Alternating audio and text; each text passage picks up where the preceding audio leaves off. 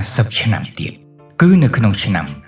2075តើពេលនោះអ្នកកំពុងតែធ្វើអ្វីហើយនៅទីណាអ្នកសាកល្បងគិតលោមើលមនុស្សដែលកើតនៅចន្លោះទសវត្សរ៍ទី70ឬ80អាចបន្តកន្ទុយគ្នាលាចាកវេទិកានៃជីវិតរីឯអ្នកដែលកើតនៅទសវត្សរ៍ទី90ក៏នៅសល់មិនជាប៉ុន្មាននោះទេពួកគេនឹងក្លាយទៅជាធូលីរលាយបាត់ទៅក្នុងលំហក៏ប៉ុន្តែ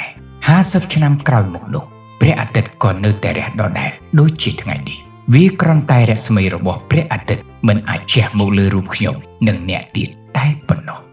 ហើយវានឹងមានមនុស្សជាច្រើនបន្តវេនពីពួកយើងរស់នៅតាមជីវភាពរបស់ពួកគេរៀងខ្លួន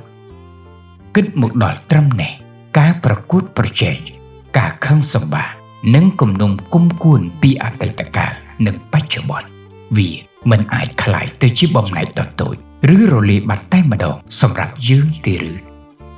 ជីវិតមនុស្សពុំអាចខាត់បានប្រៀបដូចជាដំណើរទៅមុខនៃពេលវេលាដូចនេះត្រូវចេះរក្សាអតីតកាល